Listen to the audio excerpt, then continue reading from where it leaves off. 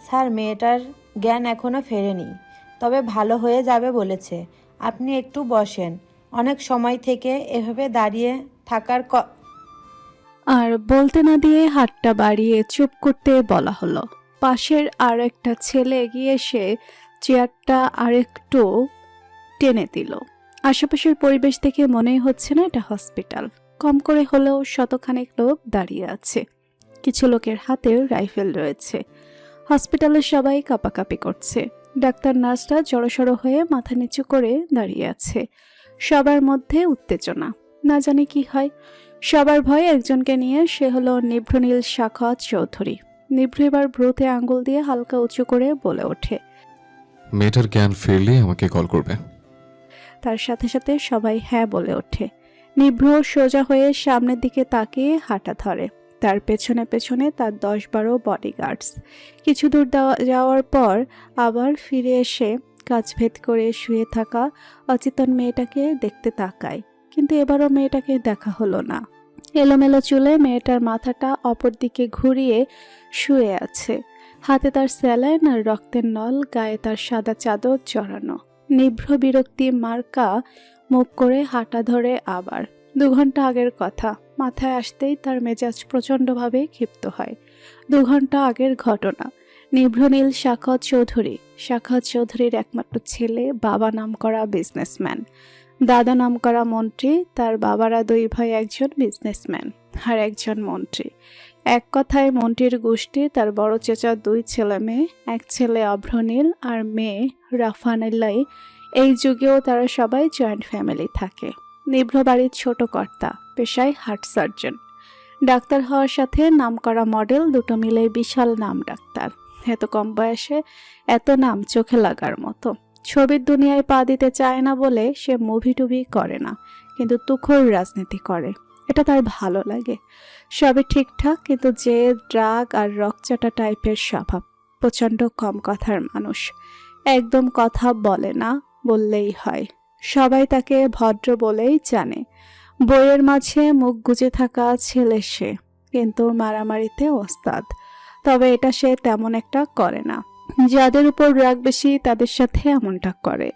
এই যেমন আজ তার বিরোধী দলের এক লোককে ক্যাম্পাসের মাঠে পিটিয়েছে। যদিও মারেনি, তার লোকেরাই মেরেছে। কিন্তু শেষ বাড়িটা নিজে দিবে বলে হকি স্টিক নিয়ে চেয়ার ছেড়ে দাঁড়িয়ে পড়ে সে। যেই না সে বাড়িটা দেয়, সাথে সাথে কোথা থেকে এক মেয়ে এসে হাজির, আর বাড়িটা মেয়েটার মাথায় লাগে। সাথে সাথে মেয়েটি সেন্সলেস হয়ে মাটিতে লুটিয়ে পড়ে। যদিও এসব ব্যাপারে নিভ্র বেশি নাক গলায় না, কিন্তু তবুও সে মেয়েটিকে দেখতে চায়। কিন্তু এলোমেলো চুলের কারণে আর এক সাইডের রক্তের কারণে সে ভালোভাবে মেয়েটিকে দেখার আগেই কোলে তুলে হাঁটা দেয়। আগেই বুঝতে পারে ব্যথাটা ভালোই পেয়েছে মেয়েটা, তাই নিজের ভুলের জন্য এর ভালো ট্রিটমেন্টের ব্যবস্থা করেছে। কিন্তু কেন যেন তার এক নজর মেয়েটাকে দেখার ইচ্ছে হয়। সে তাই আবার আসবে বলে ঠিক করে। টিপটিপ চোখে চারপাশে তাকিয়ে এক ভিন্নতা পরিবেশের সাথে আলাপ হয় সাফার। ভালোভাবে পর্যবেক্ষণ করে বুঝতে পারে সে হসপিটালে আছে। হাতে তার রক্তের নল আর এক হাতে স্যালাইনের নল। ব্যাপারটা তার মোটেও পছন্দ হলো না। হঠাৎ কি মনে করে সে মাথায় হাত দিয়ে উঠে বসে। সামনে তাকাতেই এক চিৎকার। আপনি ওই মাসখালা, আপনিই তো আমার মাথা ফাটিয়েছেন, তাই না? আপনার সাহস তো কম না। আপনাকে আমি জেলে দেব। আর আমায় হসপিটালে কেন আনা হয়েছে? এই, আপনাদের আবার আমার কিডনি দিকে লোভ নেই তো? হতে পারে আমার কিডনি বিক্রি করে আইফোন কেনার ধান্দায় আছেন না তো? আল্লাহ বাঁচাও। এইগুলো খোলো, আমি যাব। আর এই মাসকালা ভূত, আমি আপনার নামে কেস দিব। আমার বাবা একজন উকিল, তাও নাম করা। সে এ পর্যন্ত একটা কেসেও হারেনি। আমি আপনাকে জেলের ভাত খাওয়াবো। জানেন কত মোটা চালের ভাত হয় সেখানে? জানতে হবে না, গেলেই বুঝবেন। এইসব সুই টুই খোলেন তো। এই গরুর ডক্টর, এগুলো খোলেন। বাবাকে কল করেন, আমি বাসায় যাব। নিভ্র এত সময়ের বকবকানি শুনে এইমাত্র ম্যাগাজিন থেকে মুখ তুলে সামনে তাকায়। সে এক প্রকার বিরক্তি মুখেই তাকায়, কিন্তু মাস্কের কারণে তার মুখ দেখা যাচ্ছে না। নিভ্র সামনে তাকে একটু থমকে যায়। সে ভাবতে পারছে না এই শান্ত কেউর চেহারার পিছনে এত বাচাল এবং ঝগড়ুটে টাইপের মেয়ে, এটা সে মানতে পারছে না। যেখানে তার নিজের মাই তার সাথে উঁচু গলায় কথা বলে না, সেখানে এই মেয়ে অনায়াসে চিৎকার করে কথা বলছে। সাউন্ড পলিউশন তার একদম পছন্দ না। তবুও সেই মেয়েটাকে কিছু বলতে কেন পারছে না কে জানে। তার মোটেও একে কিছু বলতে ইচ্ছে করছে না। গোলগাল মুখের সাদা বিড়াল ছানার মতো মুখ, নীলাপ চোখের আড়ালে রাগ রয়েছে। চোখা নাকের ডকা লাল হয়ে আছে, ফুলা ফুলা গালের দুই পাশে লাল আভা রয়েছে। মাথার ব্যান্ডেজের উপর দিয়ে অবাধ্য চুলগুলো ক্রমশ উড়াউড়ি করছে, আর মেয়েটা বিরক্তি নিয়ে কোমল হাতে তা সরিয়ে দিচ্ছে। মেয়েটাকে এভাবে স্ক্যানিং করে দেখার পর নিভ্র নিজের ভুরুগুলো কিঞ্চিত উঁচু করে নিজের প্রতি বিরক্তি প্রকাশ করে। সে মোটেও এভাবে মেয়েদের দেখার ছেলে না। সাফা আবার চেঁচিয়ে মাথা ঝাঁকা দিয়ে ওঠে। এই মাস্কওয়ালা, আমাকে নিজের মোবাইলটা দিন তো, বাবাকে কল করব। আপনারা যে আমার কিডনির পেছনে লেগেছেন এটা বাবাকে বলতে হবে না? চোর কতগুলো। এই মেয়ে, পাগল নাকি তুমি? এত কথা কেন বলছো? আর জানো কার সামনে বসে আছো? স্যার রেগে গেলে সমস্যা আছে, বুঝলে? জীবন নিয়ে টানাটানি হবে। আমাকে প্রকাশ্যে হুমকি ধমকি দিচ্ছে? আল্লাহ, ভাবা যায়? কত ডিয়ারিং পার্সন। আপনাকে তো সবার আগে পুলিশের কেলানি খাওয়াবো আমি, মিস্টার ক্যাবলাকান্ত। নিভ্র এবার প্রচণ্ড বিরক্ত। মেয়ে কখন থেকে কি সব পাগলের মতো বলছে। সে তার পিএ আরিফকে ইশারায় ডাকে আর বলে ওঠে, মেয়েটার বাবার নম্বরে কল করো, আর ওর চিকিৎসার খরচ দিয়ে দাও। গাড়ি বের করো, আমি যাব। বলে নিভ্র উঠে দাঁড়াতেই সাফা চিৎকার করে বলে ওঠে। এই চোর পালাচ্ছেন কেন? হ্যাঁ, দাঁড়ান বলছি, দাঁড়ান। নিভ্র এবার নিজেকে কন্ট্রোল করতে না পেরে ঝড়ের গতিতে সাফার কাছে গিয়ে তার দুই পাশের গাল চেপে ধরে গম্ভীর গলায় বলে ওঠে, হ্যাঁ মেয়ে, অনেকক্ষণ থেকে তোমার বকবকানি শুনছি। আমার সাথে কি উচ্চ গলায় কথা বলে না, আর তুমি দেখছি আমাকে চোর বানিয়ে দিচ্ছ। সাবধান, আমার সামনে দ্বিতীয়বার আর যেন তোমাকে না দেখি। মাটিতে পুঁতে দিলেও কেউ খুঁজে পাবে না, তাই দূরে থাকবে। এক প্রকার ছুড়ে দিয়ে নিভ্র বেরিয়ে পড়ল, আর তার সাথে তার দলবল। সাফা এখনো শকড হয়ে বসে আছে। তাকেও তো কেউ জীবনে এভাবে ব্যথা দেয়নি। কথাটা ভাবতেই তার চোখ জলজল করে উঠেছে। এক প্রকার কেঁদেই দিয়েছে সে, আবার কিভাবে খিলখিল করে হেসে ওঠে। তার সেকেন্ডে এভাবে পরিবর্তন দেখে ডাক্তাররা সবাই একবেলা ভয় পেয়ে ওঠে। না জানি পাগল হয়ে গেছে নাকি এটা ভেবে। সাফা আবার গম্ভীর মুখ করে পাশের এক ডাক্তারকে বলে ওঠে, মোবাইল আছে? তো দাঁড়িয়ে আছেন কেন? বাবাকে কল করেন। আবুল নাকি? পেশেন্টকে অ্যাডমিট করতে গার্ডিয়ান লাগে, জানেন না সেটা? নাকি ফালতু হসপিটাল এটা? নাম কি এই হসপিটালের? Apollo hospital. বাবা গো, এই পোলা তো দেখি আমার লাখ প্রতি বাপরে ফকির বানানো ধান্দায় আছে। কত টাকা বিল হয়েছে? হ্যাঁ, স্যার পেমেন্ট করে দিয়েছে। কি এত বড় সাহস? আমাকে দয়া দেখো না, এই সাফাকে দয়া? শালা মাস্কওয়ালা, তোরে তো দেখে নিব আমি। কুচি কুচি করে আমি নিজেই স্যান্ডউইচ বানিয়ে খামু তোরে। তাকিয়ে আছেন কেন? এলিয়েন নাকি আমি? কল করেন বাবাকে।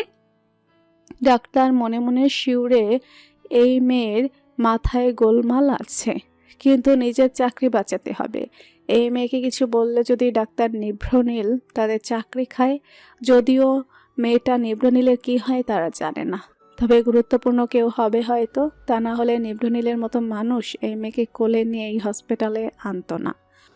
ভাই সাফা, তুই কি পাগল হয়ে গেলি নাকি? আমার তো মনে হয় মাথায় আঘাত লাগায় তোর স্মৃতিশক্তি চলে গেছে। তা না হলে চিনোস না জানোস না একটা লোককে কিভাবে খুঁজে বের করবি বল?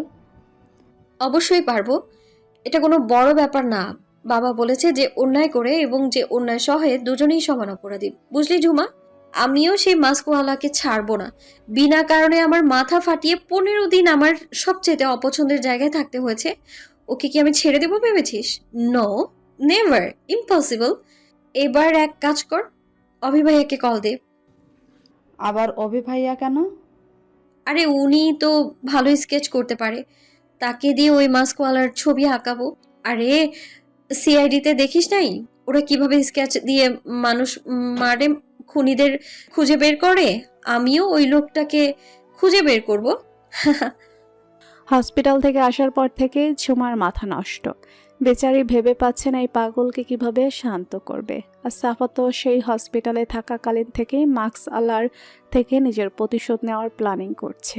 ঝুমা চট করে একটা কথা ভেবে আবার বলে ওঠে, সাফা দেখ, যদি উনি অব্রনীল হয় তবে?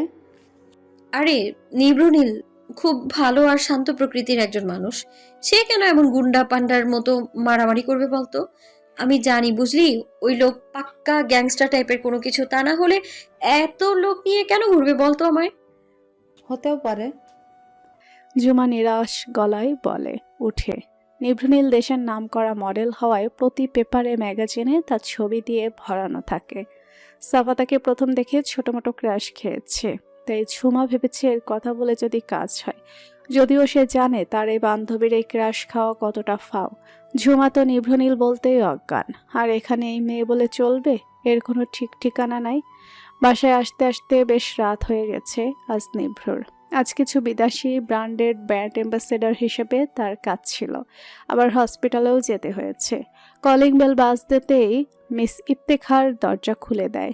মাকে এত রাত পর্যন্ত জেগে থাকতে দেখে একটু অবাক হয় নিভ্র, কিন্তু কিছু না বলেই হনহনিয়ে ভিতরে ঢুকে পড়ে। সোজা ছাদে তার নিজের আলাদা বাসায় চলে যায়। ব্যাপারটা ইফতেখার একটু মন খারাপ করলেও সে অভ্যস্ত। তার একমাত্র ছেলে আজ বহু বছর তার সাথে কথা বলে না, যদিও এর জন্য সে নিচেই দেয়। কথাটা ভেবেই একটা দীর্ঘশ্বাস নিলেন ইফতেখার। অভ্রনীল পানি নিতে এসে কাকিমাকে এভাবে দাঁড়িয়ে থাকতে দেখে এগিয়ে এসে বলে ওঠে, জানেমান কাকিমা, কি করো এত রাতে? নাকি চোর খুঁজে বেড়াচ্ছ? অভ্রর এমন মজার কথায় ইফতেখার একটু হাসলো। অভ্র তো ছেলে, কত হাসি খুশি থাকে, ও আর সবার সাথে কত মজায় মেতে থাকে, কিন্তু তার ছেলেটা যে কেন এত গম্ভীর হয়ে থাকে কে জানে।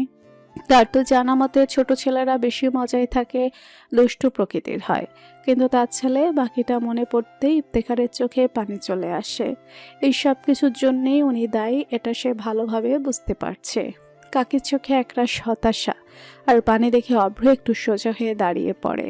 ব্যাপারটা সে ভালোভাবেই বুঝতে পারছে, তাই প্রিয় কাকিমার মুখে হাসি ফোটাতে সে এক মজার বাক্য খুঁজতে শুরু করে। কাকিমা, তোমার রানগুরুরের ছানা হাসতে তার মানা সেই সুপারস্টার এসে পড়েছে বুঝি? ইফতেখার আবার অশ্রুসুক্ত চোখে হেসে উঠে বলে, চলে এসেছে। যা খাবার নিয়ে আয়, আমি বেড়ে দিচ্ছি। তুইও খাসনি না? এত কেন ভালোবাসিস ওই আক্রোটারে? ও ভালোবাসার মানুষ, তাই তো ভালোবাসি বুঝলে।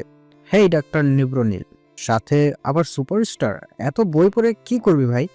একদিন তো মরেই যাবি বল।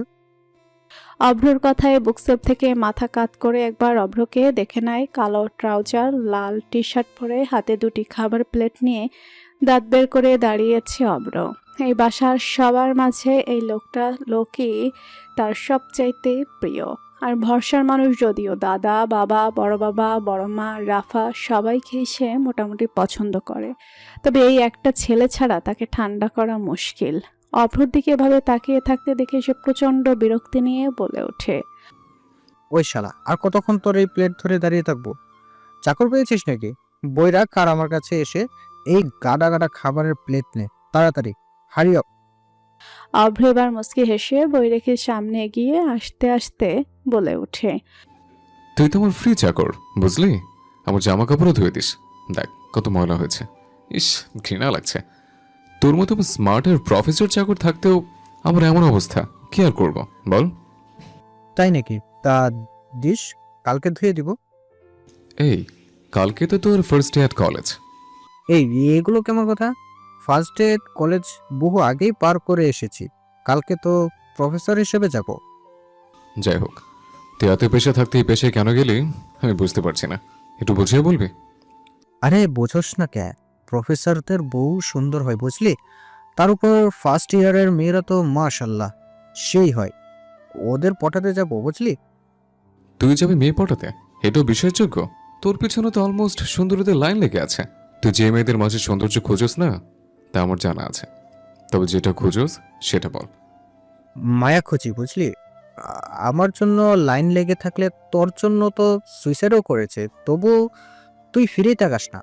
তোর আর আমার সব যখন মিলে, তবে মেয়ের ব্যাপারও সেম অবস্থা বুঝলি। না, আমার জীবনের যাই হোক মেয়েদের এন্ট্রি নিষেধ। এসব বলে লাভ নেই, বিধাতা যা কপালে রেখেছে তাই হবে বুঝলি। আচ্ছা, এটা সেটা বাদ দে, তোকে একটা ইম্পর্টেন্ট কথা বলার ছিল। বল। কাকিমার সাথে এভাবে বাজে বিহেভ করা ছেড়ে দে প্লিজ। কথাটা শুনে সবার মুখে দিতে গিয়েও দিল না নিভ্র। খাবারটা প্লেটে রেখে কিছুক্ষণ চোখ বুজে থেকে বলে ওঠে, ওনার কথা আমি শুনতে চাই না, প্লিজ অন্য কথা বল, তা না হলে রুম থেকে যেতে পারোস। অভ্রার কথা বাড়ালো না। সে জানে এই ছেলেকে আর যাই হোক এই কথাগুলো বলে লাভ হবে না। শুধু শুধু খাওয়াটা মাটি হয়ে যাবে। দুই ভাই চুপ মেরে খাওয়ায় মনোযোগ দিল। সাফা তার বাহিনী নিয়ে কোমরে হাত দিয়ে দাঁড়িয়ে আছে। কপালে তার চিন্তার ভাঁজ। এই ভাঁজেরও কারণ রয়েছে। কারণটা হলো ভার্সিটির গুন্ডাপান্ডা স্টুডেন্ট। এই গুন্ডাপান্ডা লিডার শাহিন নামের এক ছেলে ভার্সিটির প্রথম দিন থেকেই সাফার পিছনে পড়ে আছে। আজ এর একটা শায়েস্তার ব্যবস্থা করেছে সে। সাফা নিজের হাতের মার্বেলগুলো ঝুমাকে দেখিয়ে বলে ওঠে, এগুলো ফ্লোরে ছুঁড়ে দিব। ওই বদমাইশ যখন ধপাং করে পড়বে, সাবির তুই পাশ দিয়ে হেঁটে যাওয়ার সময় এই লাঠি দিয়ে পেছনে বাড়ি দিবি, বুঝলি? সাব্বির নিজের মাথা ঝাঁকিয়ে বলে ওঠে। সাফা ঘড়ি দেখছে আর মার্বেলগুলো হাতের মুঠোয় জড়ো করে রেখেছে। কেউ আসার সাউন্ড শুনতে পাওয়া মাত্র দেয়ালের কোণা থেকে সাফা বেরিয়ে এসে ফ্লোরে মার্বেলগুলো ছড়িয়ে দিল। সামনে থাকা ব্যক্তির সাথে সাথে দাম করে পড়ে আউচ! করে শব্দ করে ওঠে। সাফা এবার উপরে তাকাতেই হা হয়ে গেল। এটা কি হলো? আর এই লোকটাই বাকে? সে যাকে ফেলতে চেয়েছে এ তো সে না। তবে আবার কে? নতুন ইংলিশ স্যার নয় তো? কথাটা ভাবতেই সাফা জিহ্বায় কামড় দিয়ে নিজের মাথায় নিজেই হাত দিয়ে একটা বড় ঝাঁকা দেয়। সাব্বির এবার লাঠি নিয়ে পেছন থেকে মারতে যাবে, তার আগেই সাফা মাথা চাকিয়ে মারতে না নিষেধ করে। কিন্তু সাব্বির বুঝতে পারছে না কি ইশারা করছে, তাই আবার লাঠি তুলে মারতে যাবে, তার আগেই সাফা চেঁচিয়ে বলে ওঠে, মারিস না, উনি সেই অশুভটা না? বলে এগিয়ে এসে অভ্রর পাশে দাঁড়িয়ে পড়ে। আজ প্রথম দিন ছিল ভার্সিটির ক্লাস নেওয়ার। প্রথম ক্লাস ছিল ফাইন আর্টের ফ্যাশন ডিজাইনিং ডিপার্টমেন্টের ইংলিশ ক্লাস।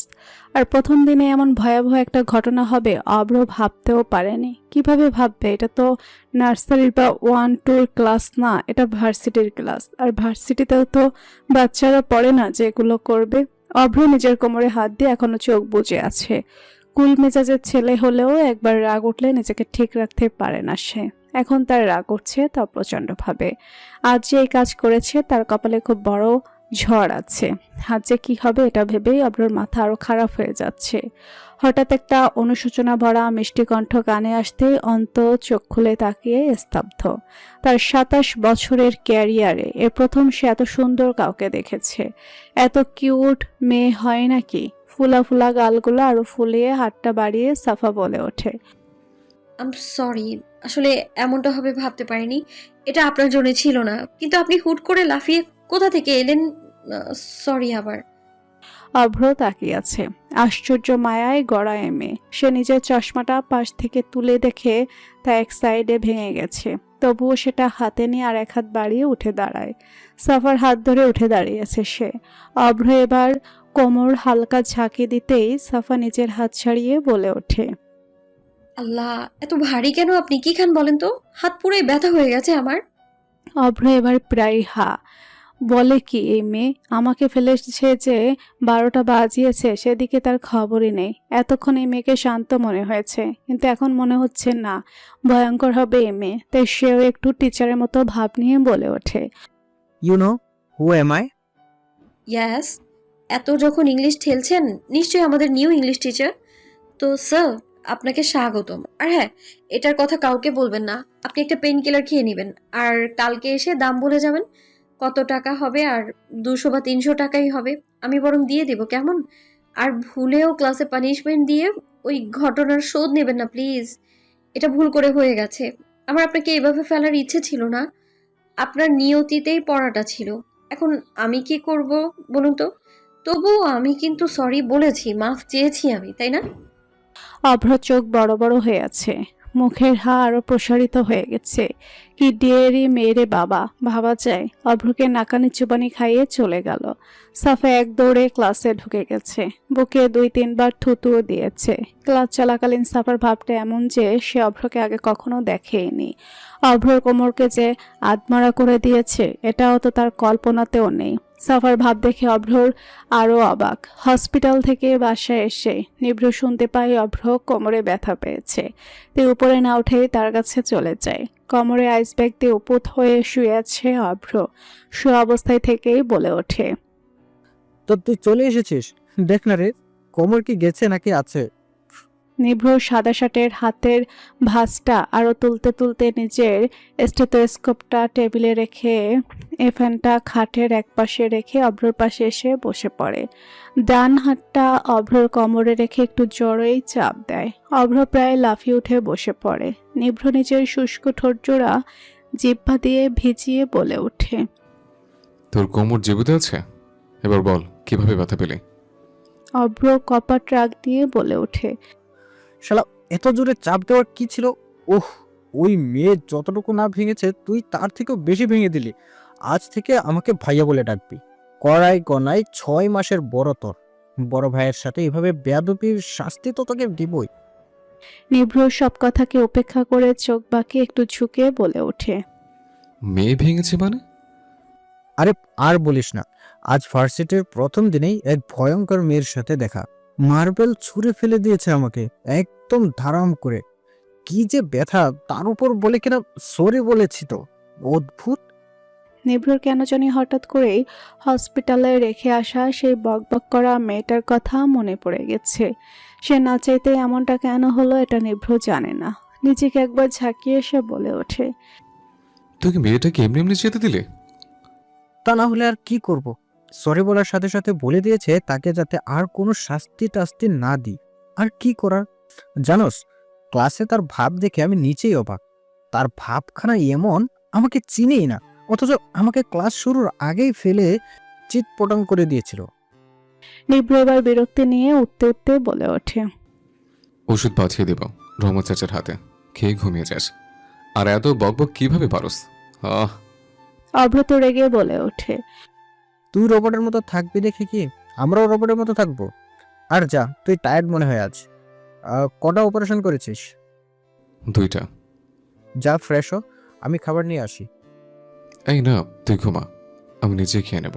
আর মেয়েটাকে মাথা থেকে ছাড়। বলে নিভ্র রুম থেকে নিজের রাখা জিনিসগুলো তুলে রুম ত্যাগ করলো। অভ্র বসে বসে ভাবছে, এই ছেলের যে কি হবে, অস্ত একটা নিরামিষ। স্যার, ওই মাসফিকে পাওয়া গেছে, ঢাকা ইউনিভার্সিটিতে মাস্টার্স করছে। আপনি কি সেখানে আবার যাবেন? নিভ্র চেয়ার ঠেলে উঠে দাঁড়ায়। বেশ কিছুদিন আগে এক হ্যাকার তার বাবার কোম্পানির গুরুত্ব কিছু তথ্য হ্যাক করেছে। এতে তার বাবার বেশ ক্ষতি হয়েছে, যার কারণে সে তাকে হন্যের মতো খুঁজে বেড়াচ্ছে। আগেরবার তার সাথে বেইমানি করে বিপক্ষ দলকে খবর দিত যে তাকেও ঢাকা বিশ্ববিদ্যালয়ের চত্বরে পাওয়া গেছে। নিভ্রের মনে হচ্ছে সেখানে ভালো ছাত্রগুলো দিন দিন খারাপ হয়ে যাচ্ছে এইসব অপথ্যগুলোর জন্যে। মুখোশ পরে সেখানে লুকিয়ে থাকাই এদের কাজ। ছাত্র কেউ কিছু বলবে না এটা জানে, তাই এই পদ্ধতির অ্যাপ্লাই করছে এরা। এদের একটা শিক্ষা তো দিতেই হয়। নিভ্র একটা বাঁকা হাসি দিয়ে বলে ওঠে, অবশ্যই যাব, তবে অভ্র যাতে না জানে আমি সেখানে গিয়েছি। যেহেতু সেখানের professor, I think you understand. Yes sir. বলে আরিফ বেরিয়ে গেল। নিভ্র নিজেকে রেডি করছে, মুখে মাস্ক, চোখে সানগ্লাস, হাতে গ্লাভস, কালো জ্যাকেট, পায়ে বুট পরে সেও বেরিয়ে পড়েছে গন্তব্য বিশ্ববিদ্যালয়। তার সাথে সাথে তার বিস্তর বডিগার্ডস টিমও বেরিয়ে পড়ল। সাফা রেডি হয়ে ভার্সিটিতে আসতেই সেই ছেলেটার সাথে দেখা যেয়ে তাকে বিরক্ত করে। সাফা প্রচণ্ড রাগ নিয়ে ভার্সিটিতে প্রবেশ করেছে। ছেলেটা পেছন পেছন কিছু দূর যাওয়ার পরে অভ্রকে দেখে সরে দাঁড়ায়। শত হোক স্যার মানুষ। সাফা হাঁটছে একটু আনমনেই, হুট করে কেউ সামনে আসায় সে ডান পাশে সরে গেছে। তার সাথে সাথে ছেলেটাও ডান পাশে সরে গেছে। সাফা আবার বাম পাশ হতেই তারও সেম অবস্থা। সাফা এমনিই রেগেছিল, তার উপরে এই লোকের কাছ থেকে সে আরো বিরক্ত। তাই রেগে তাকাতেই অভ্রকে দেখতে পায়। অভ্র একটু ভুরু কুঁচকে তাকিয়ে আছে। সাফা বিরক্তি নিয়ে একটু জোরপূর্বক হাসি দিয়ে বলে ওঠে, কি চাই স্যার? অভ্র অবাক। মেয়েটা স্যারকে জিজ্ঞেস করছে কি চাই। হোয়াট এই স্টুপিড টাইপের প্রশ্ন যার সম্মুখীন এই পর্যন্ত সে হয়নি। আসলে কোনো মেয়েই তাকে এমন প্রশ্ন করেনি। সবসময় দেখলেই গায়ে পড়ে মেয়েরা, কিন্তু এ তো তাকে প্রশ্ন করছে। অভ্র নিজেকে সামলিয়ে বলে ওঠে, তাহলে এমন ডান বাম করছেন কেন? তুমিও তো করছো। আরে স্যার, আপনি আগে করছিলেন, আমি না। তা আবার সরি। আমার তো মনে হয় আমার জীবনটাই সরি বলতে বলতে শেষ হয়ে যাবে। আপনি বলেন, আপনার সাথে দেখা হয়েছে 2 দিনে আমি কতবার সরি বলে ফেললাম। উফ, ভাল লাগে না। অভ্র হা করে তাকিয়ে আছে। মেয়েটা অদ্ভুত, সবার থেকে আলাদা ব্যক্তিত্ব নিয়ে তৈরি। তার দেখা দুটি অদ্ভুত মানুষ হলো এক নিভ্র আর এই এক মেয়ে। তবে দুজনের ব্যক্তিত্বই ভিন্ন। একজনের চুপচাপ স্বভাবের আর একজনের মনে হয় মুখ দিয়ে খই ফুটে। সামান্য আশপাশ নিয়েও সে একগাদা কথা বলে গেল। ব্যাপারটা ভাবতেই অব্র হেসে দিল। আজ আর ক্লাস নেবে না, বাসা থেকে কল করা হয়েছে, তাকে নাকি আজ বাসায় থাকতে হবে। মাঠের বিশাল ময়দানে নিভ্র চেয়ারে বসে আছে, আর তার সামনে হাঁটু গেড়ে বসে আছে মুশফিক। মুখ দিয়ে গড়গড় করে রক্ত পড়ছে তার। নিভ্র পায়ের উপর পা দিয়ে বসে বসে দেখছে সব। তার লোকেরা ইচ্ছা মতো পিটিয়েছে মুশফিককে। রক্তে সারা শরীর একাকার অবস্থা। এ যেন এক ভয়ঙ্কর দৃশ্য। তবে তা নিভ্রর কাছে মনে হচ্ছে না। সে নিজের মতো তাকিয়ে আছে। সাফা স্কেচ বানিয়ে ফেলেছে এবং সেটা সাথে নিয়ে নিয়ে ঘুরছে। ক্লাস শেষে বাহিরে আসতে বিশাল ভিড় দেখলো, তবে মাঠে না, তার আশেপাশে। সাফা বিস্মিত কণ্ঠে বলে ওঠে। ঝুমা দেখ, ভার্সিটি ক্যাম্পাসে মাহফিল হচ্ছে। ঝুমা চোখ বুলিয়ে দেখে বলে ওঠে। আরে আবাল, ওটা মাহফিল না, মারামারি হচ্ছে। সাফা চোখ মুখ মুহূর্তে চকচক করে ওঠে। মারামারি, ঝগড়া এগুলো তার দারুণ লাগে দেখতে। যদিও বাবা বলে এগুলো খারাপ। খারাপ তো খারাপ, তার কি, সে তো শুধু একটু দেখবে। কিন্তু বাবা এটা মানতে নারাজ, তাই সে বাবার প্রতি প্রচণ্ড বিরক্ত। এই সুযোগ হাতছাড়া করা যাবে না, তাই সে এগিয়ে গেল। তার পেছনে পেছনে ঝুমা এই চেঁচিয়ে যেতে লাগলো। কিছু দূর যাওয়ার পরে ক্যাম্পাস খালি করার নির্দেশ দেওয়া হলো। সবাই এক এক করে যান নিয়ে পালাচ্ছে, কিন্তু সাফা নিজের কৌতূহল নিয়ে আরো এগিয়ে যেতেই নিভ্রকে দেখেই তার মেজাজ বিগড়ে যায়। ব্যাগ থেকে স্কেচ বের করে একটু খুঁটিয়ে দেখে, তা আবার ব্যাগে ঢুকিয়ে ঝুমাকে বলে ওঠে। পেয়ে গেছি রে ঝুমা, পেয়ে গেছি। সাব্বির কই, শালারে ডাকতো। ঝুমা অবাক হলেও বলে ওঠে। ওই তো সাব্বির। কেন? ওরে বল একটা স্টিক নিয়ে আসতে। কেন? উফ, এত প্রশ্ন করিস না তো, যা করতে বলেছি তাই করতো। ঝুমা সাব্বিরকে বলে একটা স্টিক নিয়ে এলো, আর সাফা ভিড় ঠেলে রাইফেল হাতের মানুষদের পেছনে ফেলে নিভ্রনীলের সামনে এসে দাঁড়িয়ে পড়ে। তাকে এভাবে ভেতরে ঢুকতে দেখে প্রায় উপস্থিত সবার চোখ কটর থেকে বেরিয়ে আসছে প্রায়। নিভ্রনীল আজও মাস্ক পরেছে। সাফার হাতে হকি স্টিকটা সে এবার ক্রমাগত ঘোরাতে শুরু করে। রাগে তার মুখশ্রীর লাল আভায় ফুটে উঠেছে। প্রচণ্ড রাগ নিয়ে সে তার হাতের স্টিকটা দিয়ে নিভ্রনীলের মাথায় আঘাত করে। নিভ্র নিজের জায়গা থেকে দুপা পিছিয়ে পড়ে। তার মাথাটা হালকা কাত হয়ে পড়ায় সানগ্লাসটা একটু ঝুঁকে পড়ে। বাড়ি দেওয়ার সাথে সাথে সাফার মাথায় 10-12টা রাইফেল অনায়াসে উঠে গেছে। সাফা একবার উপরের দিকে তাকে, আবার নিভ্রের বরাবর মুখ করে তাকিয়ে থাকে। মা বলেছিল ভয়কে জয় করতে সাহস লাগে। রাতে ভূতের মুভি দেখে সে ভয়ে বাবা মায়ের মাঝে গুটিসুটি মেরে ঘুমানোর সময় মা বলতো, ভয় পেলে পেছনে তাকাতে নেই, তাহলে বিপক্ষ দল দুর্বল ভাবে, তাই সেও তাকাবে না। তাই নিভ্রের দিকে তাকিয়ে আছে। নিভ্রের মাথার এক সাইডে রক্তের গড়াগড়ি হচ্ছে, তবুও সে স্ট্রং। ডান হাত তুলে ইশারায় রাইফেলগুলো নিচে নামাতে বলে। তারা রাইফেল নামাতে সাফা এক বিস্তর হাসি দিয়ে বলে ওঠে। এবার হলো ইকুয়াল ট্রিট ফর ট্রেট। 10,000 আছে, এর বেশি আর লাগবে না। আপনি নিজের ট্রিটমেন্ট করিয়ে নিন মিস্টার ভিলেন। বাবা বলেছে অন্যায় যে করে এবং যে সহে সকলেই সমান অপরাধী, তাই আমি আমার পাওনা দিয়ে নিজেকে অপরাধ মুক্ত করলাম। আমাকে মেরেছেন, এবার আমিও মেরেছি, শোধবোধ। আর হ্যাঁ, এতই যখন নিজেকে শক্তিশালী মনে হয়, তবে এই সব চালাপেলা রাখার কি আছে বলেন তো? আমার তো মনে হয় আপনি নিজে কিছুই করতে পারেন না, শুধু এদেরকে দিয়ে করান। আসল বীর সেই যে বডিগার্ড নিয়ে ঘুরে না, বুঝলেন? ফ্রিতে জ্ঞান দিলাম, কাজে লাগাতে পারেন। টাটা।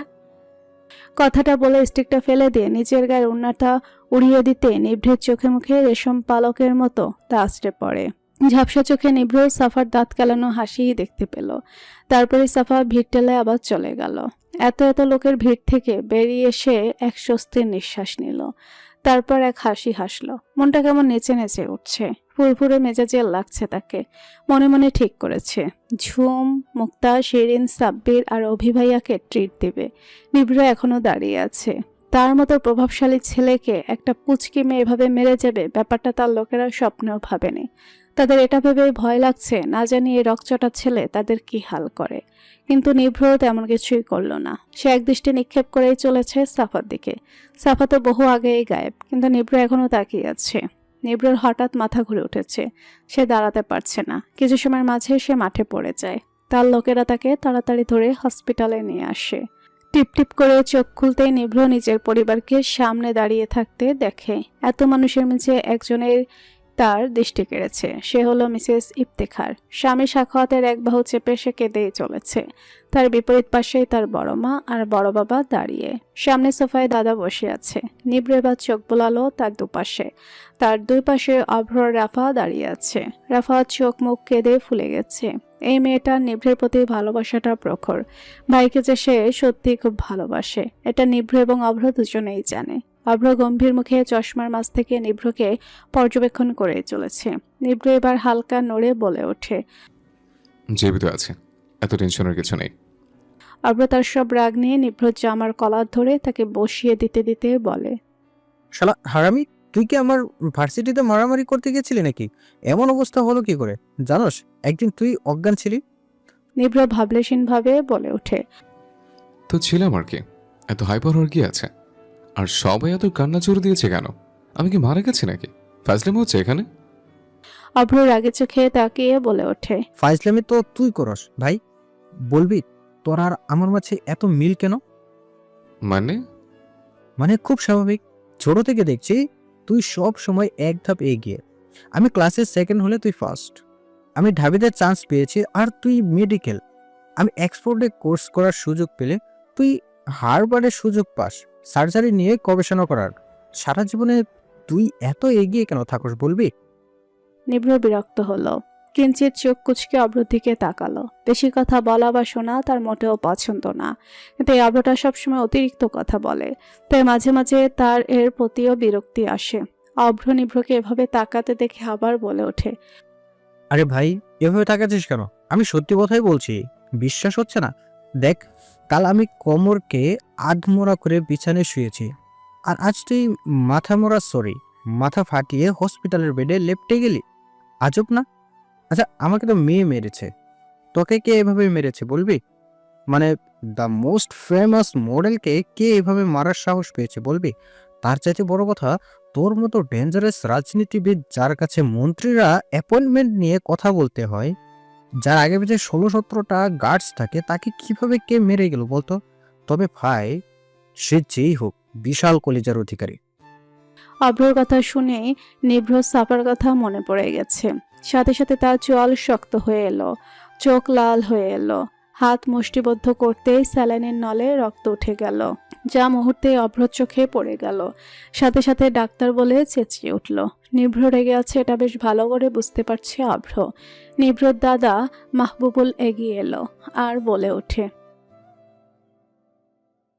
কাউকে কিচ্ছু করতে হবে না, এখন সবাই বাইরে যাও, আমি একা থাকতে চাই। Just leave me alone. নিভ্র চিৎকারে হসপিটালের সবাই একবেলা কেঁপে ওঠে। মুহূর্তেই রুম ফাঁকা হয়ে গেছে। নিভ্র চোখ বন্ধ করতে সাফার ওড়না দোলানো হাসির ছবি ভেসে উঠেছে। সাথে সাথে সে ঠাস করে চোখ খুলে তাকায়। একটা জোরে শ্বাস নেয় সে। সাফা সোফার উপরে পা গোল করে বসে আছে, তার এক হাত গলে, ঠোঁট উল্টে সে চিন্তায় মগ্ন। তার মাথায় একটা কথাই ঘুরছে যে সে যাকে মেরে এসেছে সে কেমন আছে, এভাবে মারাকে ঠিক হয়েছে? আচ্ছা, লোকটা যদি মারা যায় তবে কি হবে?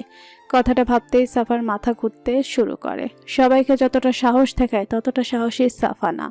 দরজায় বেল পড়ে। সাফা মৃদু হেঁটে দরজা খুলে দেখে তার বাবা দাঁড়িয়ে। সারিক ভিতরে ঢুকতে ঢুকতে বলে ওঠে, আম্মা জানের কি মন খারাপ? সাফা চোখেতেই তাকালো। তার ধারণা ছিল না বাবা এগুলো বুঝে যাবে, যদিও তার মন খারাপ হলে তিনি চট করে ধরে ফেলে, তবুও এটাও ধরে ফেলবে ভাবতে পারেনি। সাফা সহজর ভঙ্গিতে বলে ওঠে, না তো বাবা, চলো তোমার এই কালো অ্যাপ্রনটা খুলে দিই। সারিক মেয়ের দিকে কিছুক্ষণ তাকালো, তারপর মেয়ের কাছে দাঁড়াতেই সাফা বাবার কালো জামাটা খুলে দিল। সাফার পরিবার খুবই ছোট, মা ছিল, এখন নেই। এক দুর্ঘটনায় সাফা নিজের প্রাণপ্রিয় মাকে হারিয়েছে। এখন বাসায় বাবা আর সে থাকে, বুয়া এসে কাজ করে দিয়ে যায়। সাফা রান্নায় একদম ঢেঁড়স। বাবা মেয়ের ছোট পরিবার তাদের। ডাইনিং টেবিলে সাফা পাগল চেয়ারে গুটে বসে আছে, প্লেটে খাবার নাড়াচাড়া করছে। তা দেখে সারিক বলে ওঠে, আম্মার কি হলো বলতো? খাবার নাড়ছো কেন? মন খারাপ নাকি? আচ্ছা বাবা, কেউ অন্যায়ভাবে আমাকে মারলে আমার কি করা উচিত? মেয়ের এমন কথায় সারিক অবাক হলো। অবাক হয়েই বলে ওঠে, তোমাকে কেউ মেরেছে আম্মা? ওই দিনে ব্যথাটা তুমি পরে গিয়ে পাওনি। সাফা মনে মনে নিজেকে একটা বকা দিল। তার বোঝা উচিত ছিল বাবা উকিল, আর এই উকিল মানুষগুলো কেডি পাঠকের মতো হয়। সামান্য কুলি থেকে সম্পূর্ণ কেস সলভ করে ফেলাই এদের ধর্ম। তবুও সাফা কথা ঘুরিয়ে বলে ওঠে, আরে বাবা, আমি এমনি বলছি, তুমি বলবে কিনা বলো তো। বলবো, অন্যায় যে করে এবং সহায় দুজনই সমান অপরাধী। তবে হ্যাঁ, অন্যায়কারী যদি অন্যায়টা ইচ্ছে করে করে তবে এবার খাও। সাফা মনে মনে খুশি হলো। তার ধারণা নিভ্র ইচ্ছে করেই তাকে মেরেছে। সাফা রিক্সা থেকে নেমে একটু ডুলে ডুলে হাঁটছে। ভার্সিটির গেটের সামনে আসতে এসে ভার্সিটির সামনের বড় কৃষ্ণচূড়া গাছের দিকে হাঁ করে তাকিয়ে আছে। তাকে দেখে মনে হচ্ছে সে ফুল গুনছে। অভ্র গাড়ি পার করে এসেই দেখে সাফা উপরের দিকে তাকিয়ে আছে, তাই সে একটু এগিয়ে এলো। গলা হালকাকে সে সাফাকে অ্যালার্ট করার চেষ্টা করছে, কিন্তু সাফা তো সাফাই, ও এখন হাঁ করে তাকিয়েছে। উল্টো বিরক্তি নিয়ে এসে বলে ওঠে, এই যেই হন, কাশি দেওয়ার হলে দূরে গিয়ে দেন তো, কানের কাছে খ্যাক খ্যাক কেন করছেন? অভ্র এবার বলে ওঠে। তা কয়টা ফুল ধরেছে? সাফা আনমনেই বলে ওঠে, আরে আর বললেন না, এত এত ফুল কি আর গোনা যায় না তো? আমি তো শুধু দেখছি, কি সুন্দর ফুল না? সাফা এবার পাশ ফিরেই একটু অবাক হয়, তাকায়। অভ্রকে খুঁটিয়ে দেখে বলে ওঠে, আপনি এখানে? কেন, আসা যায় না বুঝি? আরে সেটা বড় কথা না, আপনি আমার পাশে দাঁড়িয়ে আছেন এটা বড় কথা। যাই হোক, পেন কিলারের দাম কত? অভ্র অবাক চোখে তাকালো। এর মনে আছে এই দিনের কথা, সে নিজেই তো ভুলে গেছে। অভ্র নিজেকে সামলিয়ে বলে ওঠে, তোমার মনে আছে? মনে থাকবে না মানে কি? হুম, আপনি কি আমাকে ওইসব ঠকবাজদের মতো মনে করেন নাকি? আল্লাহ মাইরা হালান, আল্লাহ, শেষে কিনা সাফার কপালে ঠকবাজের থাপ্পা লাগলো। ছি ছি ছি ছি, আল্লাহ বাঁচাও। স্যার, আপনি কি করে আমাকে এত খারাপ ভাবতে পারলেন বলেন তো? কি করে? হ্যাঁ, সাফার এমন কথা শুনে অভ্র পুরাই ভেবাচাকা খেয়ে গেল। অবাক হয়ে বলে ওঠে, আমি এমন কিছু বলিনি, তুমি শুধুই এত বেশি বলছো। আমি তো ভুলেই গেছিলাম, তাই ভেবেছি তুমিও ভুলে গেছো, তাই এমনটা বলেছি। তুমি কি এতে কষ্ট পেয়েছো? অবশ্যই পেয়েছি। এটা তো কষ্ট পাওয়ারই কথা। সব বাদ, আপনি দাম বলেন তো, আমি দিচ্ছি। না না, টাকা দিতে হবে না। আমার ভাই ডাক্তার, ও ফ্রিতে দিয়েছে ওষুধ, তাই আমার নিজেরও টাকা লাগেনি। সাফা এবার একটা প্রসারিত হাসি দিয়ে বলে ওঠে, তবে তো ভালোই হয়েছে। তাহলে আমি আসি স্যার, আপনি বরং ফুল গোনেন। অভ্র হাবার মতো তাকিয়ে আছে। জলপাই রঙের গোল জামাটায় সাফাকে মারাত্মক লাগছে। গলায় বিশাল করে ওড়না বোলালো, আর চুলগুলো প্রতিবারের মতোই কাঠে দিয়ে আটকানো। স্বভাবগুলো বাচ্চাদের মতো। এই এখন যেমন বাচ্চাদের মতো দুলে দুলে হাঁটছে। অভ্র হাসলো। নিভ্র কাছের জানালার পাশে দাঁড়িয়ে আছে। চোখ তার শূন্যে ভাসছে। সামনে বিস্তর জায়গা, জুড়ে মাঠ। তাতে কিছু বাচ্চারা বল নিয়ে খেলছে। নিভ্র এক দৃষ্টিতে তাকিয়ে আছে। বাচ্চাদের প্রতি তার একটা আলাদা অনুভূতি আছে, যার কিছুর প্রতি নেই। ভালো লাগে এদের তার। একটা বাচ্চা ছেলে আর একটা বাচ্চা মেয়ে চুল টানছে, হাত ঝগড়া করছে। নিভ্র হেসে ওঠে। তাকে হাসতে দেখে নার্স প্রচণ্ডভাবে অবাক হয়। তার 3 বছরের নার্সিং পেশে আজ প্রথম সে নিভ্রনীলকে হাসতে দেখেছে। অল্প বয়স হওয়ায় সেও এই নিভ্রর প্রেমে পড়া একজন, কিন্তু ভয়ে কখনো সামনে আসা হয় না। আসলেই হাত পা কাঁপে। এটা শুধু তার না, সকলেরই হয়। তবে কাছ থেকে দেখার সুযোগ তার আজই হয়েছে, তাও নিভ্র অসুস্থ হওয়ায়। নার্সকে এভাবে তাকিয়ে থাকতে দেখে নিভ্র ভুরুকুচকে তাকালো। সাথে সাথে নার্স রুম ত্যাগ করলো। ভয়ে তার কলিজা শুকিয়ে গেছে। নিভ্র সোফায় বসে ফোনে কিছু রোগীদের ইনফরমেশন নিচ্ছে। 7 দিন তাকে থাকতে বলা হয়েছে। নিভ্রনীলকে একটা মেয়ে 7 দিন হসপিটালে থাকার ব্যবস্থা করেছে। ভাবতেই নিভ্র হতভম্ব হয়ে কিছুক্ষণ চুপ করেছিল। মেয়েটা সাধারণ না, এটা তার বোঝা হয়ে গেছে। হয়তো ভীতুও না, প্রচণ্ড সাহস তার। তা না হলে নিভ্রনীলের সামনে দাঁড়াতে পারত না। লাইব্রেরির টেবিলে বই বিছিয়ে ঘুমাচ্ছে সাফা। আজ সে প্রচণ্ড ক্লান্ত। ইংলিশ পড়তে আসলেই তার ক্লান্তি 2-3 ডিগ্রি হাই হয়ে যায়। তার ধারণা ইংলিশের মতো ভয়ঙ্কর সাবজেক্ট পৃথিবীতে দ্বিতীয়টা আর নেই। ইংলিশ যে আবিষ্কার করেছে, তাকে পেলে খুন করে জেলের ভাত খেতেও সে রাজি। কিন্তু শালা মনে হয় আরও আগেই মরে ভূত হয়ে গেছে। রেখে গেছে তার ভূতরে অস্তিত্ব ইংলিশ। অব্র কিছু বই নিতে লাইব্রেরিতে এসেছে। এখন ভার্সিটি ছুটি হয়ে গেছে। লাইব্রেরিতে কেউ নেই ভেবেই সে এসেছে। তা না হলে মেয়েরা তাকে দেখলে গায়ে পড়ে সারসার করে। প্রচণ্ড বিরক্তি নিয়ে তখন সে চশমাটা ওঠানামা করায়। আর কিছু বলতেও পারে না সে। লাইব্রেরিতে ঢুকে বই খুঁজতে শুরু করে। খুঁজতে খুঁজতে অভ্র থমকে দাঁড়ায়। তার চোখ আটকা পড়ে এক ঘুমন্ত পরীর মায়া চালে। অভ্র এক দৃষ্টিতে তাকিয়ে আছে। সাফা টেবিলে হাত গুজে তার উপরে মাথা রেখে ঘুমিয়ে আছে। সামনের কিছু অগোছালো চুল এসে তার মুখের উপর আশ্রে পড়ছে। মাঝে মাঝে সে বিরক্তি নিয়ে চোখ কসলাচ্ছে। অভ্র ধীর পায়ে সাফার সামনে দাঁড়ায়। এক দৃষ্টিতে তাকে পর্যবেক্ষণ করে। এক চিলতি রোদ এসে সাফাকে নাড়িয়ে দেয়। ঘুম ঘুম চোখে বিরক্তি নিয়ে উঠে সে অভ্রকে তার দিকে তাকিয়ে থাকতে দেখে। সাথে সাথে ভূত দেখার মতো চমকে যায় সে। বলে ওঠে, আপনি এখানে? কেন, লাইব্রেরি কি তোমার একার নাকি? তা কেন হবে? কিন্তু আপনি এখানে এখন তাই জিজ্ঞেস করছিলাম। অভ্র কথা ঘুরিয়ে সামনের এক গাদা বই থেকে একটা বই নিতে নিতে বলে ওঠে, ইংলিশ নিয়ে রিসার্চ করছো নাকি? মোটেও না। আমার কি মাথা খারাপ নাকি যে এই ফাউল সাবজেক্ট নিয়ে রিসার্চ করতে যাব? একটা আজাইরা সাবজেক্ট। আপনিই বলেন, আমাদেরকে এই সাবজেক্ট দেওয়ার কোনো মানে আছে? আমাদের কাজ জামা কাপড়ের ডিজাইন করা। এই ঘাসফুস শিখে কি হবে? ইংলিশ ঘাসফুস সাবজেক্ট? তা নয়তো কি? 2 দিন পরে যদি ক্লাস টেস্ট না হতো, আমি মরে গেলেও এই সাবজেক্ট ধরতাম না। কিন্তু এখন কি করব? মাথা ঘোরায় এই গ্রামার্সগুলো দেখলে। অভ্র হাসলো। এরপর বলে ওঠে, সমস্যা নেই, পৃথিবীর সবাই সব দিক থেকে বেস্ট হয় না। তোমাকে আমি এই বইগুলো থেকে কিছু কিছু দাগিয়ে দিয়ে পড়ে নিবে, দেখবে ভালো নাম্বার পাবে টেস্টে। সাফা লাফিয়ে উঠে বলে ওঠে। Thank you sir. অভ্র ভুরু কুচকে বলে ওঠে, থ্যাংক ইউ মানে? আরে থ্যাঙ্কস এর স্পেশাল ভার্সন। অভ্র আবার হাসলো। হাসতে হাসতে সাফাকে দাগিয়ে দিতে লাগলো। হৃদয়ে দোলা লাগানো কড়া রোদে সারা শহর ডুবে আছে। রোদ তার সোনালি কিরণে সবাইকে মুগ্ধ করছে। সাফা রিকশায় বসে আছে। তার সরাসরি ভিজে চুপচুপ হয়ে আছে। ঘামের সাথে এক স্নিগ্ধ পানির ছিটেতে শরীর চিকচিক করছে। সাদা সালোয়ার কামিজের রং কালকা ফ্যাকাশে হয়ে গেছে। কাঠি দিয়ে আটকানো চুলের ভাঁজ থেকে কিছু চুল এলোমেলো হয়ে তার কপালে লেপ্টে আছে। সাফার মনে এখন এক স্বচ্ছ খুশি ঝিল দিচ্ছে। তার ইচ্ছে করছে ডানা চাপটে উঠে বেড়াতে, ঠিক যেমন প্রজাপতিরা উড়ে। আবার ইচ্ছে করছে জোনাকের মতো উড়ে উড়ে আলোর বিচরণ করতে। কিন্তু দুঃখের বিষয়, তার তো ডানাই নেই। তবুও সে দুহাত প্রসারিত করে এই রোদ বৃষ্টির মিলন মেলায় নিজেকে সামিল করছে। ছোটবেলায় তার মা বলতো, রোদ বৃষ্টি একসাথে হলে শিয়াল মামার বিয়ে হয়। তবে কি আজ শিয়াল মামার বিয়ে? সাফা হাতগুলো আবার প্রসারিত করে চোখ বুজে। তার মনে হচ্ছে রোদের এই করুণ ব্যবহারকে সামলাতেই বৃষ্টির এমন ছিঁড়ে ছিঁড়ে আগমন।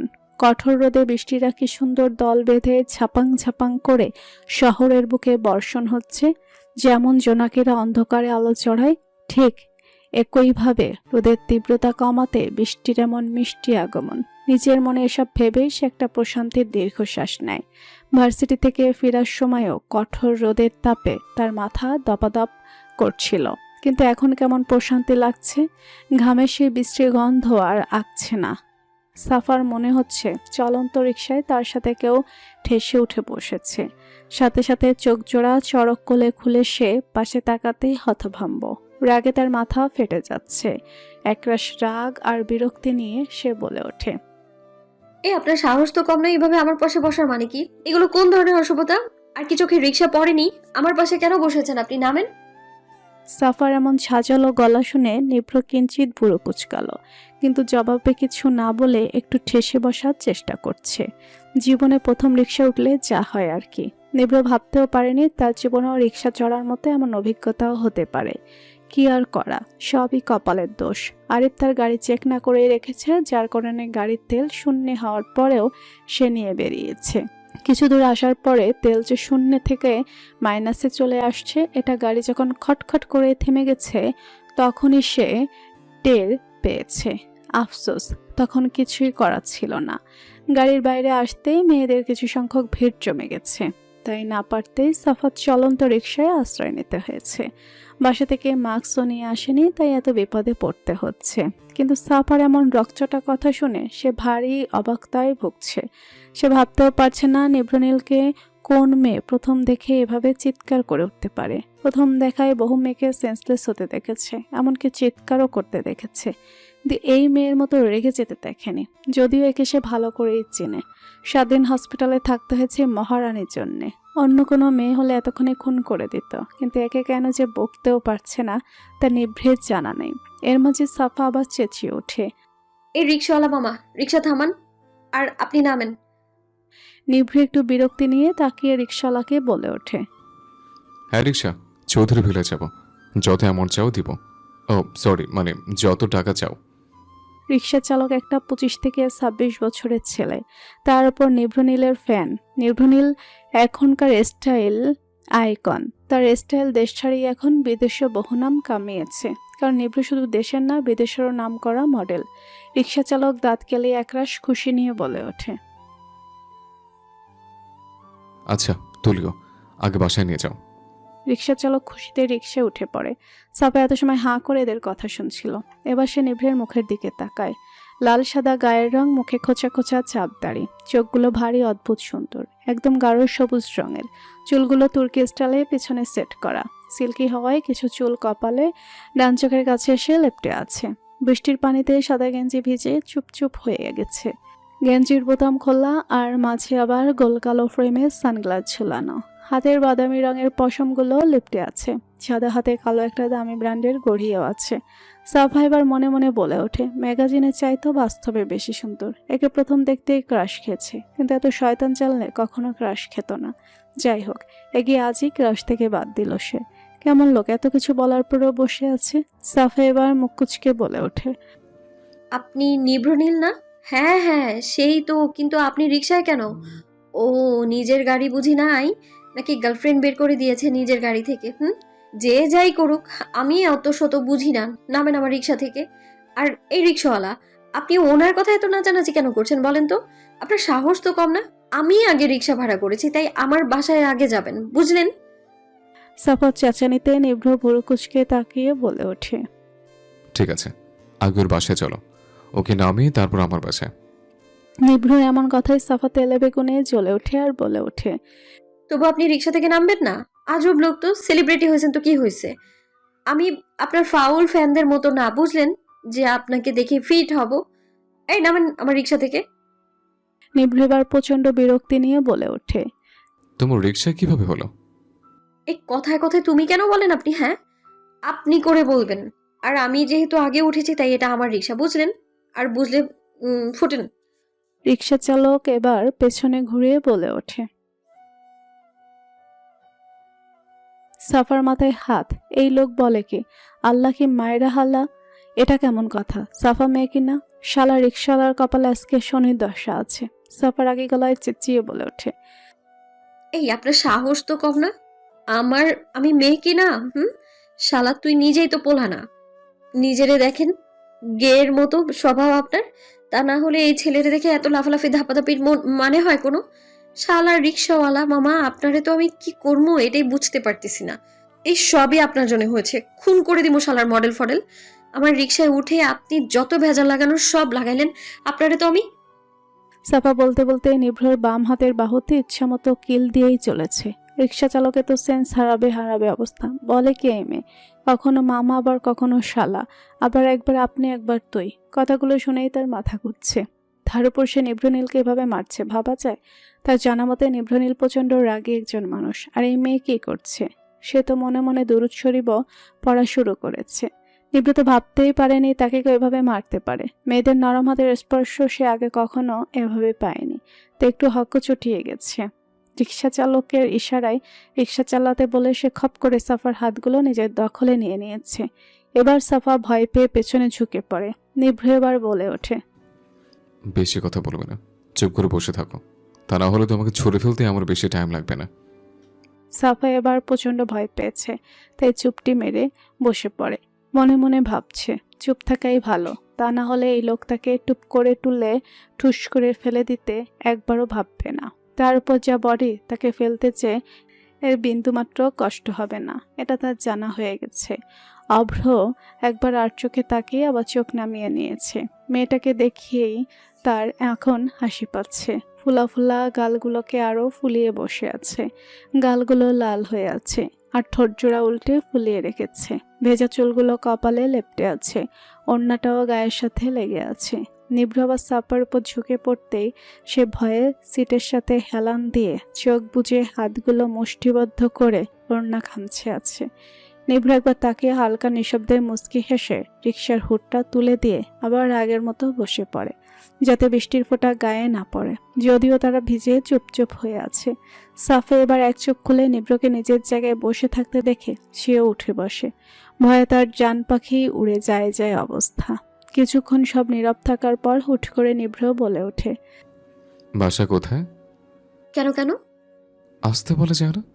এত জোর চিৎকার করে বলার মানে হয়? আসতেই তো বললাম। আপনি কিন্তু কথায় কথায় আমার অপমান করেন।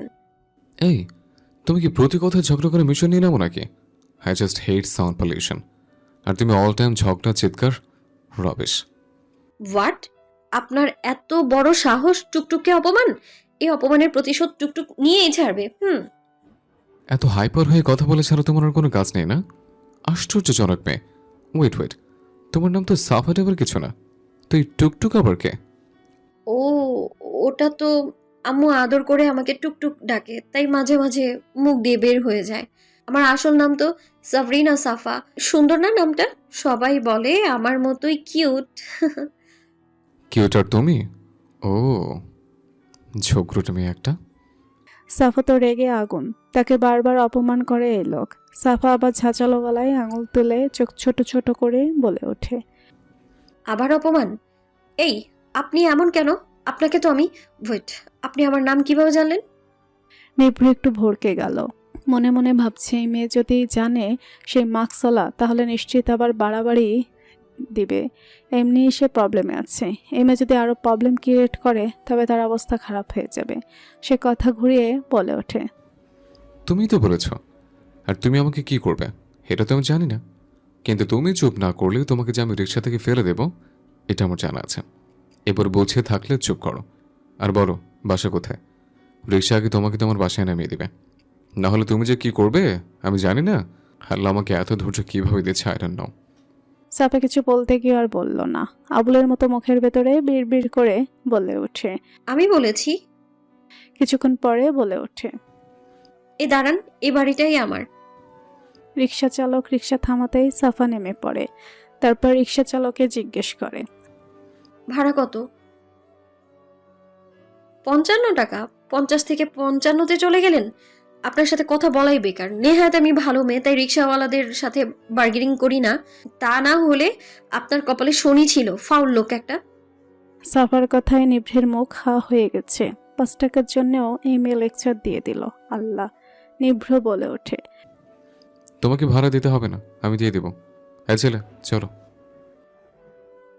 চলো মানে কি? আমি কি ফকির নাকি যে আপনি আমার ভাড়া দিবেন? না, কখনোই না। এটা হতেই পারে না। আপনি আমাকে ফকির মনে করেন নাকি? হ্যাঁ, সবসময় অপমানের ধান্দা আপনার। এই যে বাড়িটা ছোট হলেও নিজেদের, বুঝলেন? আমার বাবাও আল্লাহর রহমতে ভালোই ইনকাম করে, আর আমিও প্রাইভেট পড়াই, নিজের হাত খরচ নিজেই চালাই। আমি আত্মনির্ভরশীল মেয়ে, বুঝলেন? তাই ডোন্ট আন্ডারস্টিমেট মি, ওকে? এই নেন, 60 টাকা আছে। তাহলে ভাঙতি কই পাবো আমি? আপনার কাছে আছে? আমার কাছে টাকা থাকে না, কার্ড আছে। তাহলে আপনি যে রিকশায় উঠলেন, এর ভাড়া দিবেন কি করে? বাসায় গিয়ে ম্যানেজ করা যাবে। আচ্ছা, রিকশাওয়ালা মামা, সবটাই রেখে দেন আপনি। রিকশাওয়ালা এবার আর এক নাশরবান্দা হয়ে উঠল। সে কিছুতেই 5 টাকা বেশি নেবে না। শুরু হলো সাফার রিকশাওয়ালার তুমুল ঝগড়া। আর এদিকে নিভ্রর মাথা খারাপ। একে তো জীবনে প্রথম রিকশা উঠেছে, তার উপর আবার এত বকবক শুনেছে, আর এতক্ষণ আবার ঝগড়া। নিভ্র রেগে সাফার হাত থেকে থাবা মেরে টাকাগুলো নিয়ে বলে ওঠে, 50 টাকাই দাও তুমি, বাকি 5 টাকা না হয় আমি দিয়ে দিলাম। আর তুমি চলো তো। সাফার হাতে বাকি 10 টাকা ধরিয়ে দিয়ে দ্রুত রিকশাওয়ালা রিকশা চালানো শুরু করে। সাফা তো এখন হাঁ করে আছে। মুহূর্তে চেঁচিয়ে বলে, সাফা কারো ঋণ রাখে না, আপনারটাও শোধ করে দেব। যদি কখনো দেখা হয় মিস্টার মডেল ফডেল, মনে রাখবেন 5টা পাবেন। নিভ্র মনের অজান্তে একবার পেছনে তাকিয়ে সাফার ঠোঁট উল্টে দাঁড়িয়ে থাকা দেখে হেসে ওঠে। তবে সব হাসির মতোই তার এই হাসিও শব্দবিহীন। সাফা ফুচকার দোকানে ফুচকা খাচ্ছে। আজ তার মন খুবই খারাপ। ঝুমার সাথে তার ঝগড়া হয়েছে। যদিও তারা ঘন্টায় দুবার ঝগড়া করে, তবুও আজকের ঝগড়া সাফা অনেকদিন স্থায়ী করবে বলে ঠিক করেছে। ঝগড়ার আলাদা কোনো কারণ নেই, এক কথায় শুধু শুধুই ঝগড়া করা আর কি। তাই আজ একা একাই ফুচকা খেতে এসেছে। সাফা প্রচণ্ড ঝাল দিয়ে ফুচকা খাচ্ছে, তার নাক মুখ লাল হয়ে গেছে। নিভ্র স্টুডিও থেকে ফিরছে, হঠাৎ রাস্তার পাশে সাফাকে ঝালাই হাঁপাতে দেখে গাড়ি থামায়। সাফার কাছে পানির বোতল নেই আর ফুটপাতের দোকান, তাই সেখানে পানির বোতলও নাই। সাফা চোখ দিয়ে পানি ঝরছে, মুখশ্রী লাল হয়ে গেছে। নিভ্র তেমন ইচ্ছে ছিল না সেখানে যাবার, তবুও কেন যেন সে গাড়ি থেকে নেমে পড়েছে। হাতে তার পানির বোতল, মুখে মাস্ক পরেছে। নিভ্র রাস্তা ক্রস করে সাফার সামনে দাঁড়াতে সাফা অশ্রুসিক্ত চোখে মাথা তুলে তাকিয়ে কাশতে শুরু করে। নিভ্র তার হাতের পানির বোতলটা পাশের বেঞ্চিতে রেখে সাফার মাথায় 2-3টা টোকা দিয়ে পানির বোতল তার হাতে দিয়ে বলে ওঠে, পানিগুলো খাও। সাফা পানি না খেয়ে কাশতে কাশতে বলে ওঠে, আমাকে মারতে চলে এলেন? দেখেন, আপনাকে আগেই বলেছি অন্যায় যে করে এবং সহে দুজনেই সমান অপরাধী। তাই আমি কিন্তু আপনাকে মেরে কিছু করিনি। সো আমাকে মারলে কিন্তু খবর আছে আপনার, মিস্টার ভিলেন গুন্ডা। নিভ্র বুঝতে পারল মাস্ক পরায় তাকে সাফা চিনতে পারছে না, যদিও চিনেছে তবে তা অন্যভাবে। এদিকে সাফার অবস্থা খারাপ, নাক মুখ জ্বলে যাচ্ছে। নিভ্র চারপাশে একবার চোখ বিলিয়ে সাফার আর একটু কাছে এসে নিচের মাস্কের এক সাইডে খুলে বলে ওঠে, ইউ স্টুপিড গার্ল, আমি নিভ্র নীল। সাফা ভয়ঙ্কর দৃষ্টি নিয়ে তাকালো আর মুখে বলে উঠল, আপনি মডেল নাকি ভিলেন বলবেন? দুটা রোল কিভাবে করছেন আপনি? ও মাই গড, আপনি সেই লোক না যে আমার মাথা ফাটিয়েছেন? ওটা মিসআন্ডারস্ট্যান্ডিং ছিল। আমি ইচ্ছে করে নির্দোষ মানুষকে মারি না। বাই দ্য ওয়ে, খেলে খাও, না খেলে নাই। কথাটা বলেই নিভ্র হাঁটা ধরে। উপকার করতে এসেছিল যদিও, এটা সে খুবই কম করে, কিন্তু কেন যেন এই মেয়েটাকে করতে ইচ্ছে হলো। কিন্তু এ যে মৃত্যুসজ্জা যাত্রী হয়েও নিজের লেকচার ছাড়বে এটা তার জানা ছিল না। সাফা কিছুক্ষণ হাঁ করে তাকিয়ে কাশতে কাশতে এক প্রকার দৌড়ে নিভ্রর কাছে গিয়ে পানির বোতল টেনে নিয়ে আবার বেঞ্চে বসে গটগট করে পানি গিলে নিল। নিভ্র অবাক হলো না, প্যান্টের পকেটে হাত দিয়ে শটাং হয়ে দাঁড়িয়ে সাফাকে দেখতে শুরু করে। মেয়েটা যে কি সেটা এই নিভ্রনীল বুঝতে পারে না, ভাবতেই তার অবাক লাগে। যেখানে মানুষের কথা বলা, দৃষ্টি, চেহারার ভাবভঙ্গি, সেখানে দেখেই সে ওই মানুষ সম্পর্কে শর্ট টাইম বায়োডাটা দিয়ে দিতে পারবে, যেখানে মেয়েটার বেলায় সে কিছুই তেমন বলতে পারবে না। সাফা পানি খেয়ে লাল লাল চোখে বলে ওঠে, ওই ভিলেন মডেল ফডেল আপনি না আমার থেকে 5 টাকা পাবেন, আমার কিন্তু মনে আছে। নিভ্র বিরক্ত হলো। মেয়েটার বেশিরভাগ কথাই তার রাগ হওয়ার কথা, কিন্তু তা হয় না, শুধু বিরক্তিটা অব্যাহত থাকে। নিভ্র হাঁটা ধরে, এখানে বেশিক্ষণ থাকা মানে নিজের 12টা বাজানো, এটা সে জানে, তাই হাঁটা ধরে। কিন্তু সাফাই ফুচকার দোকানের বিল দিয়ে সাফা দৌড়ে নিভ্রর হাত ধরে। সাথে সাথে নিভ্র চমকে তাকায়। সাফার দিকে অগ্নিময় দৃষ্টিতে তাকাতেই সাফা পাত্তা না দিয়ে দাঁত কেলিয়ে পাগুলো উঁচু করে নিভ্রর কানের কাছে এসে বলে ওঠে, সামনে না গুন্ডারা মারামারি করছে, আমার দেখতে ইচ্ছে করছে বুঝলেন, কিন্তু ওরা যদি আমাকেও মারে তবে তো আমি শেষ। তাই আপনার মতো মডেল ফডেল আর ভিলেন যদি আমার সাথে থাকে তবে তো দেখতে মজা হবে, আপনিও মজা পাবেন। আরে আপনি তো তেমন মারামারি পারেন না, কিন্তু ওই যে গুন্ডাটা আছে না, কি যেন নাম, রিফাত মনে পড়েছে, সে হাব্বি মায়ের পারে।